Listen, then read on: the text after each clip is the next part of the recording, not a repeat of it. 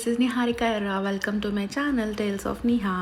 ఇక్కడ మా అబ్బాయికి బొట్లు పెట్టాను అనుకుంటున్నారా? ఇది సన్ స్క్రీన్. బయటికి వెళ్ళే ముందు ఇది మ్యాండేటరీ అప్లికేషన్. మొత్తం వాళ్ళంతటికి అడిగి మరీ రాయించుకుంటాడు.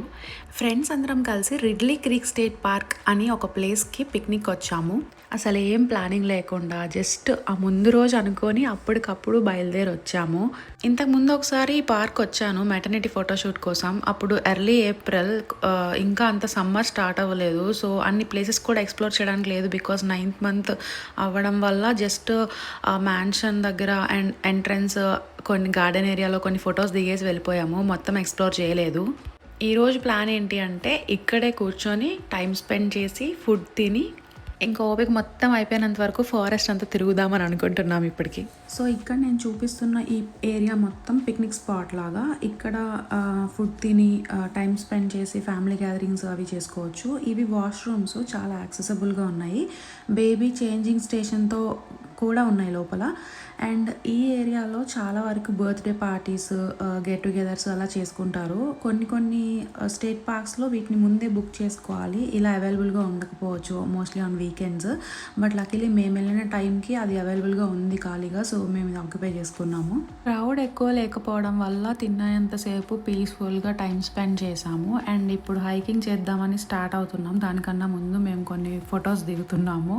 చెప్పాను కదా అసలు ఏ ప్లానింగ్ లేకుండా స్టార్ట్ అయ్యాము అని. అందుకే మాకు అసలు ఐడియా లేదు ఏ ట్రైల్ తీసుకోవాలి అని చెప్పి. ఇక్కడ చాలా ట్రైల్స్ అవైలబుల్గా ఉన్నాయి. బట్ మాకు బేబీ ఉండడం వల్ల కిడ్ ఫ్రెండ్లీ అంటే స్ట్రాలర్ వెళ్ళగలిగే రూట్ అయి ఉండాలి అని ప్రయారిటీ ఉండేది.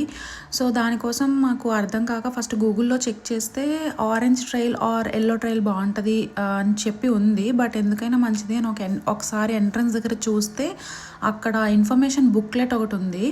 అందులో క్లియర్గా ఎన్ని ట్రైల్స్ ఉన్నాయి అండ్ ఏ ట్రైల్ ఎంత డిస్టెన్స్ ఉంటుంది అని మెన్షన్ చేసి ఉంది. సో వెళ్ళాలనుకునే వాళ్ళు అక్కడ అది తీసుకోండి, it will help you.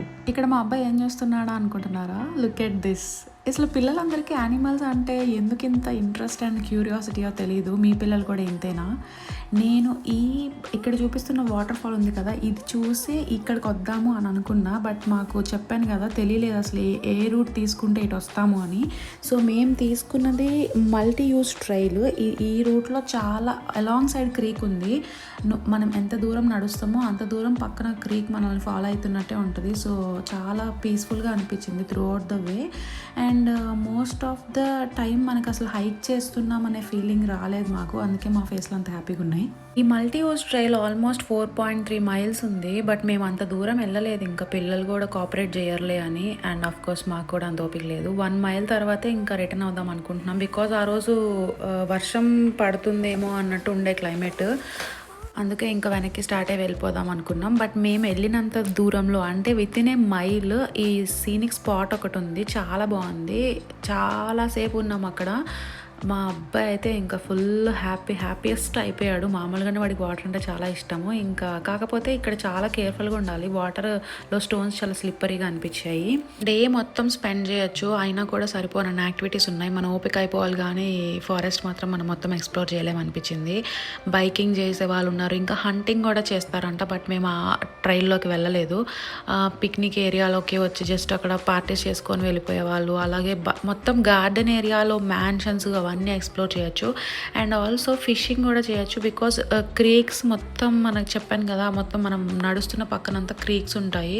So కొంచెం కిందకి దిగి ఫిషింగ్ చేయొచ్చు చాలాసేపు. వీటికన్నా ఇంకొక ఇంట్రెస్టింగ్ థింగ్ ఏంటంటే, ఇఫ్ సపోజ్ ఎవరైనా ఈ మొత్తం ఫారెస్ట్ని ఎక్స్ప్లోర్ చేయాలనుకుంటే, వైల్డ్ లైఫ్ని అంతటిని ఎక్స్పీరియన్స్ చేయాలి అనుకునే వాళ్ళకి రిడ్లీ క్రీక్ స్టేట్ పార్కే ఒక wide variety of programmes offer చేస్తుందంట ఏప్రిల్ నుంచి నవంబర్ వరకు, for better understanding of the forest nature. ఇందులో వాళ్ళు walks, special events, many programmes, hands on activities చాలా మెన్షన్ చేశారు వాళ్ళు. దీనికోసం ముందే కాల్ చేసి పార్క్ ఆఫీస్కి బుక్ చేసుకోవాలంట. Like set of group of people వస్తాము. కొంతమంది స్కూల్ పిల్లల్ని కూడా పిక్నిక్కి టీచర్స్ అలా తీసుకొస్తూ ఉంటారు. సో వాళ్ళు ముందే షెడ్యూల్ చేసుకోవాలి ఇక్కడ. అంతే ఏంటంటే గైడెడ్ టూర్ మనకి వాళ్ళు మనతో ఉండి మొత్తం చూపిస్తారనుకుంటా. ఇంకా ఇక్కడ మా అబ్బాయి చూడండి అసలు మార్నింగ్ నుంచి పరిగెడుతూనే ఉన్నాడు. ఇది హైకింగ్ కాదు, రన్నింగే. మేము ఆ స్ట్రాలర్ ఎందుకు తీసుకొచ్చామో తెలీదు. మొత్తం స్నాక్స్ మా బ్యాగ్లే ఉన్నాయి, అందులో వాడు అసలు కూర్చొని కూడా కూర్చోలేదు. ఇంకా ఆడి ఆడి అలసిపోయాడని చెప్పి వాటర్ మిలన్ తినిపిస్తున్నాయి ఇక్కడ. అసలు పిల్లలకి ఇంత ఎనర్జీ ఎలా వస్తుందో. నాకు నార్మల్గా ఈ హైకింగ్ అంత ఇంట్రెస్ట్ ఉండదు, బట్ ఇప్పుడు మాత్రం నేను మా అబ్బాయి కోసమే వచ్చాను. ఎందుకంటే వాళ్ళ ఎనర్జీకి ఒక ఫారెస్ట్ అంతా పరిగెట్టిన still he have more energy. So ఒక రోజంతా తనివి తీరా ఆడుకుంటాడు అని చెప్పి ఈ ప్లాన్ చేశాను నేను. వచ్చిన తర్వాత మాత్రం వాడెంత ఎంజాయ్ చేశాడో సేమ్ నేను కూడా అంతే చేశాను. బికాస్ నార్మల్గా ఇంత బిజీ రష్ లైఫ్లో ఒక పీస్ఫుల్ వాక్ చేయడం కూడా మర్చిపోయాను. యాజ్ యూ ఆల్ నో, ఒక మామ్ లైఫ్ ఎలా ఉంటుంది, మార్నింగ్ లేచినప్పటి నుంచి పరిగెడుతూనే ఉంటాం. ఐ మీన్ నిజంగా పరిగెట్టడం అని కాదు, కాన్స్టెంట్ నీడ్స్ని సాటిస్ఫై చేస్తూ వాళ్ళకి ఏం కావాలో చూస్తూ ఇంకా మన కోసం మనం కొంచెం టైం తీసుకొని బ్రీత్ చేయడం అనేది మర్చిపోతాము. But make sure every day make time for yourself. నేనైతే ఇప్పుడిప్పుడే నాకు మళ్ళీ నేను టైం ఇచ్చుకుంటున్నాను. ఆల్మోస్ట్ మా అబ్బాయికి 2 ఇయర్స్ ఒక యజ్ఞం చేసినట్టే ఉండింది నాకు. నేనే ఇలా ఉన్నానా లేకపోతే ఫస్ట్ టైం మామ్ అయిన ప్రతి ఒక్కరు ఇంతే ఉంటారో నాకు తెలీదు. బట్ ఈ 2 ఇయర్స్ చాలా టఫ్ అనిపించింది. కోర్స్ చాలా బ్యూటిఫుల్ ఫేజ్ ఆఫ్ లైఫ్, కానీ చాలా వర్రీడ్ ఫేజ్ కూడా. అమ్మో పడతాడేమో, అమ్మో ఏదైనా అవుతుందేమో, ఎలా చూసుకోవాలి అని. బట్ ఇప్పుడు వెనక్కి తిరిగి చూస్తే I'm feeling very proud of my self that I raised a beautiful human. ఇక్కడ వాడికి ఆకలేసిందని చెప్పి ఇంకా వాడు అది తీసుకొచ్చి పెట్టమని అడుగుతున్నాడు. బట్ అందులో జంతికలు ఉన్నాయి, చోకింగ్ హజార్డ్ ఉంటుంది ఈ చిన్నపిల్లలకి అని చెప్పి నేను ఎప్పుడూ అవి పెట్టను. ఓపెన్ అవ్వట్లేదు బాక్స్ అంతని చెప్తుంటే ఇలా ఓపెన్ చేయని చెప్పి ఓపెన్ చేసి చూపిస్తున్నాడు. ఇంకా ఆల్మోస్ట్ 1 మైల్ వెళ్ళిన తర్వాత వెనక్కి స్టార్ట్ అయ్యాము. మొత్తం 1 మైల్ దాకా అసలు అలిసిపోయిన ఫీలింగే రాలేదు మాకు. చెప్తున్నా కదా, అసలు ఇఫ్ మీరు కానీ కిడ్స్తో వెళ్తున్నారు ఆర్ మాకంత హైకింగ్ ఎక్స్పీరియన్స్ లేదు, బట్ ఏదో నడవాలి, కొంచెం నేచర్లోకి వెళ్ళాలి అలాంటి థాట్ ఉండే వాళ్ళైతే take this trail. Multi use trail ఇది. నార్మల్ రోడ్ మీద నడిచినట్టే ఉంటుంది, అసలు హైక్ చేస్తున్నట్టు ఏం అనిపించదు మనకి. ఇక్కడ నేను చూపిస్తున్నది ఒక హౌస్, ఒక్క హౌస్ ఇంత పెద్ద ఫారెస్ట్ మధ్యలో. నేను నిజంగా షాక్ అయ్యాను, ఎలా ఉంటారా బాబు అని. ఈ వాటర్ ఫాల్ కోసమే నేను ఈ ట్రైల్కి వచ్చాను. అంత బ్యూటిఫుల్గా కనిపించింది అండ్ అంతే బ్యూటిఫుల్గా ఉంది కూడా. వాళ్ళందరూ ఇట్లా వాక్ వేలో నడుచుకుంటూ వెళ్ళిపోయారు. నేను కొంచెం కిందకి దిగా. ఇక్కడ సౌండ్ అయితే చాలా పీస్ఫుల్గా ఉంది. నేను ఒరిజినల్ ఆడియో పెడుతున్నా, ఇక్కడ చూడండి.